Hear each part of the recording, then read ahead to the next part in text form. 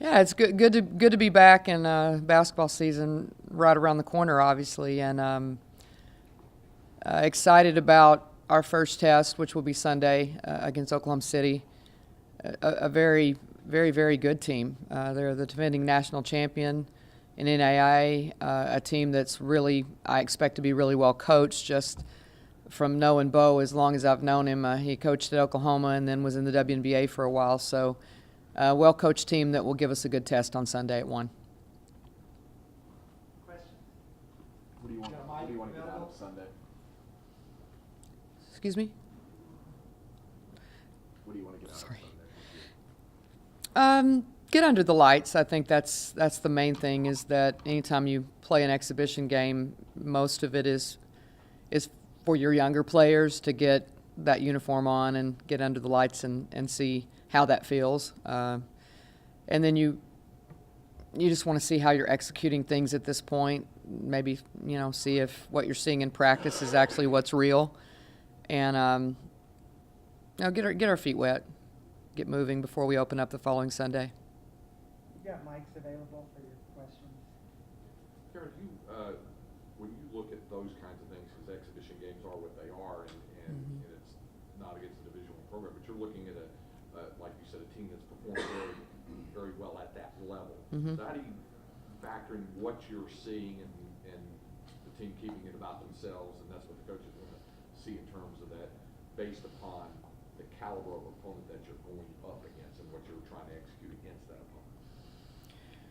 Well, I think that this time of the year, even as we move forward into opening up, next Sunday and the few games that are following Sunday's game, I mean, it's a cliche to say it's about you right now, but it is. We don't even know what we're capable of right now, and we have so many pieces that it seems like they're old, but they're really new.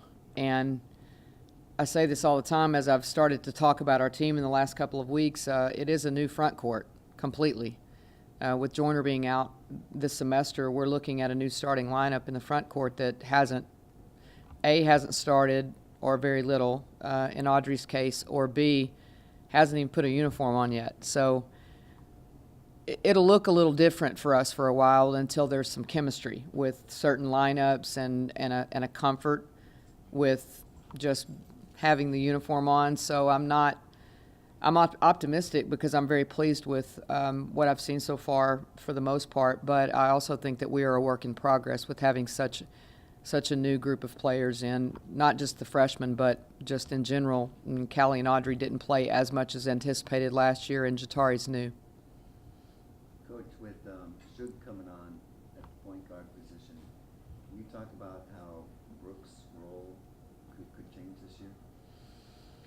I think what you'll see from Brooke is maybe a little bit like what you saw 2 years ago when we had Selena Rodrigo that could run the point also. So we have not only Shug that can take over those responsibilities at the point and shift Brooke to the shooting guard position some, but we also have Chaz Patterson that I think at some point will figure some things out and be able to contribute at that point guard spot also. So I think that it allows us to move Brooke around, which is a little tougher to guard in her situation than it is for her to always be at the same place in our offense 95% of the time, which is what she was last year. And I think the harder she is to find, the better that is for us. You've kind of been through everything in a season. You've won a bunch of games early. You started 2-4 last year. Yeah. Finding consistency with a team for 5 months, 6 months, is that maybe the toughest challenge that you have as a head coach? I think it's not as much about finding consistency with them as it is sort of understanding that it's a process. Every time you start, I mean, when we tip it off on Sunday, we're going to look completely different than we looked last year. We don't have Breonna Taylor out there scrambling around playing the best player on defense. You don't have Kelsey Lang, which we all got very familiar with for 4 years. So we look different, and to the fans, we're going to look a little different, and to the coach, we feel different, and that takes time. Anytime that I mean, I learned this a long time ago. I think it was the year we went to the Final Four and we brought everybody back but a couple of players, and we thought, oh, this is going to be exactly like it was last year. Well, no, it's not. Anytime you add one, take one away, even if it's just one, you feel different. And so that takes time to develop chemistry, to establish roles on a team, and we do have a lot of players, so I think establishing roles as we go along this year will be extremely important. We're a work in progress, but I do like what our potential will be this year. I've heard you mention that it's a work in progress over the past several years with regard to freshmen. Anytime you get freshmen in there, and hey, we'll see. In the case of Chastity, when you look at freshmen coming in, do you, in advance, already have, I don't know if lowered is the proper phraseology or expectation, but a tempered expectation based on what you've seen from freshmen in the past, and then wait to see if they're going to be surprising you any? How do you deal with that in terms of what your expectation is of what you see based on what you've done in the past? Yeah, I think you hit it on the head. The best word I can use is I have an experienced expectation. I have a very clear understanding that every freshman is different, and sometimes they're thrown into a fire that isn't realistic or fair for them, and that has happened since I've been here. We've had some, early in our early years, we had to throw all that whole group into the fire, and then quite honestly, last year we had to throw Joyner in there, when at times it would have been better for her to sit and watch and learn sitting there, but we didn't really have a lot of depth at that position, so she sort of got baptized pretty quickly. And with this bunch of freshmen this year, I think it's going to be, I mean, they may not like it, but I think it's going to be a natural progression for them, which is we don't have these unrealistic expectations, even though they're all very talented, and there is that timeline for them that's fair. They'll have a chance to play. Some of them maybe a little bit more than others because of either what position they play or what their learning curve has been so far. But I mean, it's just tough. It's tough being a freshman. I mean, you can ask Shaka about that, having to play that group last year, and he'll probably throw a few more to the fire this year. But it's a completely different level, and what you expect of them is what's realistic. Coach, what are some areas that you are still trying to get the team to tighten up heading into the season? Every area. Every area. This is that period of time where, you have your system in place and you have what you think is going to work with your team, but the tightening up phases really don't start happening until you play games. Even though we play the guys every day and they challenge us every day, there's something a little bit different about playing an opponent. We had a close scrimmage this past weekend, and that was great because I just spent an hour with our staff, and that's what you just hit on is exactly what we just spent an hour talking about, is what can we tighten up? Where are the areas that we thought we were good at or we actually weren't too bad, but how can we tighten those up and become a better basketball team? So that's what these live scrimmages do. That's what an exhibition game will do for us on Sunday. Regardless of who the opponent is, you're in game mode and you're trying to execute at a high level. And I mean, we're not anywhere where we need to be, but I do think we saw some things that the tightening up phase is in play right now. Karen, how do you as a coach handle the egos of a team where you've got a bunch of All-Americans almost at every position and everybody's used to being the star in high school? How do you handle that? First thing I would say about just the whole All-American thing is that's just a few people's opinion, to be honest with you. And what happens when they get to the college level is completely different than anything that they've done before they arrived. And the level of competition every day, the skill level, the coaching, the preparation, all of those things is at such a different, and when I say the coaching, I'm talking about the opponents that you see every day. I mean, they prepare to expose your weaknesses as an individual and then as a team. So it's just such a different level that the game humbles most freshmen without the coaches having to. And then if the game doesn't, then the older players do. So I think it kind of takes care of itself. Experience matters. I mean, it just does. It matters. Being through the fires and understanding what it feels like to, as you said, go through the long process of a season and peak at the right time and handle the highs and lows of the attention or the lack of attention or the negativity or the positivity. That's a process for a player. And it plays itself out because of what I just said a few minutes ago. I mean, I think the game humbles most players and most coaches. Has that happened to the freshmen? Yeah. Clearly said, yes. It usually does.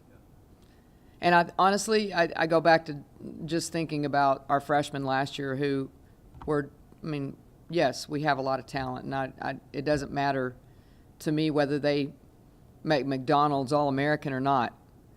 It's simply, are they talented enough to play at this level? And yes, these players are very talented that we're bringing in, and they're very gifted in so many areas. But Joyner is a perfect example of someone that, I mean, she just got thrown into the fire, and the humbling maybe should have happened at a different pace than it did with her, and it probably would have helped her grow it did, but it happened in the games in front of everyone. And there's some that happens to in practice every day. With our freshman class this year, I think because of the positions that they play and the things that they bring to the table right now, what they're seeing in practice is the older players are taking those things away from them. So it shouldn't be surprising when the opponent does, because the older players are taking it away from them.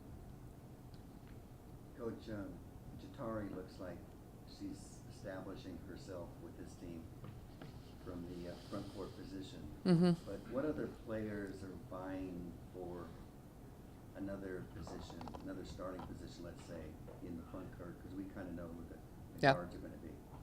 I think Audrey would come to mind first, because she does have a level of experience that, again, you can't really replace that. I mean, Audrey did get a chance to play in the Big 12 games, a year of reps with our team, as Jatari did. So I think when you look at those two, they have the most experience, and they've somewhat risen to the forefront and I think most of it has to do with their physicality and their experience. And when I say experience, I mean they've been in the games, and there is a difference between practice and games. I think Mide, as the year goes along, we will see her emerge as a player that has most definitely worked herself into the rotation. It's just that she's almost like in the same place the freshmen are in, because she didn't get very many minutes her freshman and sophomore year. So we've got to get over the stage fright and just the fact that you haven't had that playing time. But if I go to what she's done this fall and this summer, I would absolutely have to put her in a position to be in the rotation. And then you have sort of a hodgepodge of those 3-4 players that are competing every day for playing time, and that's Jordan Hosey, Kellyanne, Goudreau, Rella. You know, those are some players that are, you know, they're battling every day for playing time at that forward position. So Rella's going to be a forward, not a guard? Right now, yeah. Yeah, I think Rella's one of those players that, you know, very similar to Joyner in a sense that they're multiple position players. Callie's in that category where she can sort of swing from the perimeter to the forward position. As a freshman, I think you always have to put them where they're the most comfortable.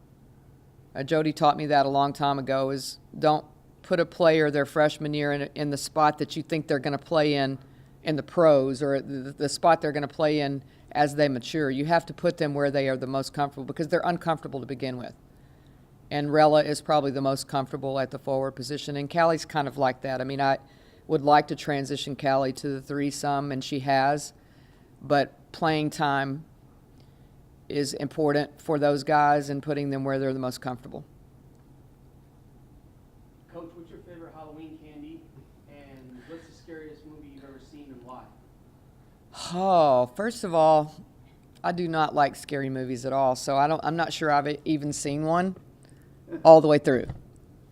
I can't remember. I mean, The Birds was scary to me. I'm showing my age right there, but that was that tells you what I think about scary movies. Halloween, I think I've seen that thing all the way through, and I quit watching after Halloween 1 or whatever it is. I think there's 6 or 7 of them, but I stopped after 1. Candy, it's chocolate. I mean, it doesn't matter what holiday it is. Chocolate wins for me every time. And I'm a taco. That's my costume. I'm staying in the Texas theme. I'm going to be a taco tomorrow.